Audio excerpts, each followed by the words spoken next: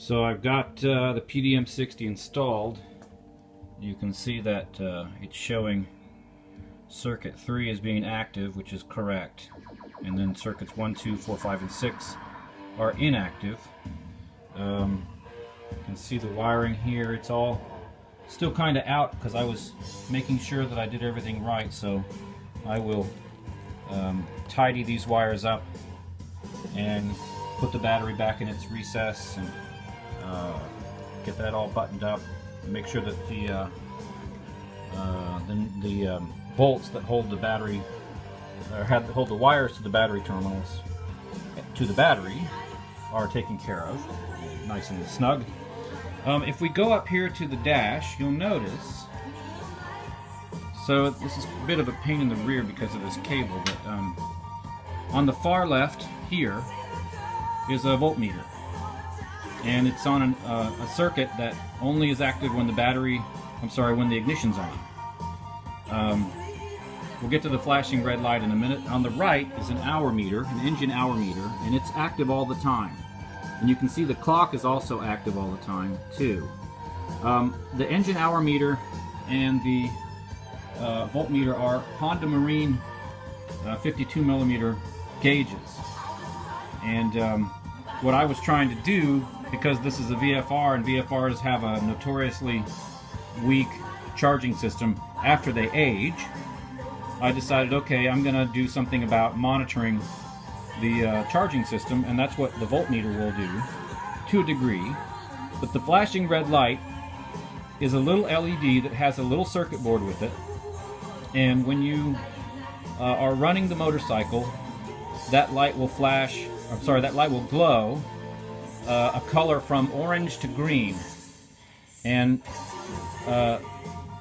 red, I should say, to green. Red will be problem.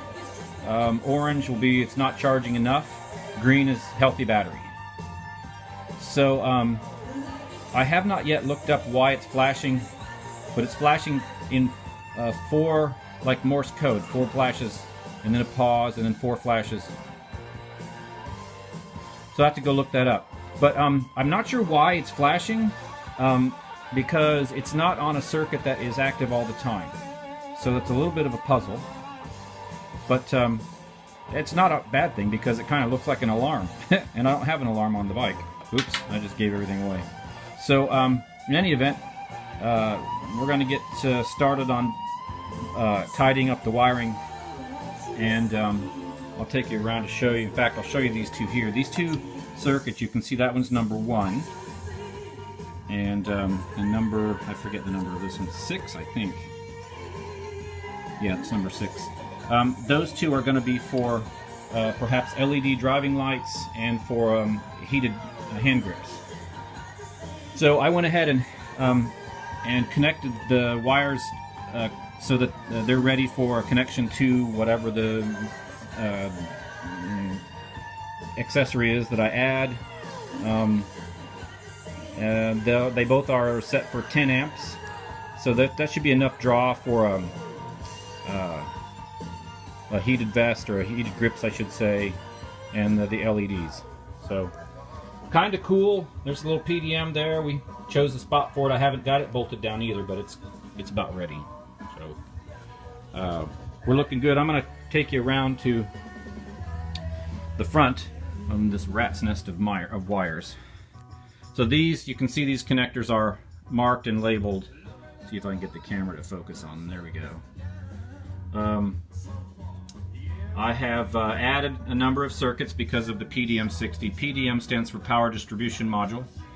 And all of these wires that have the red and black sheathing are the new circuits that I've added. This one is a ground trigger from the PDM60. I'm not going to use it.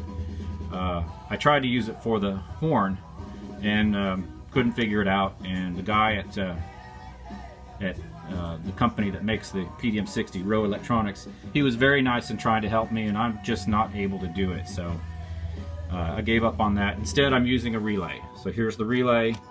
The original the original wires for the horn are here. They're the 2 green wires there, and then the blue connector and the other one, the purplish one here.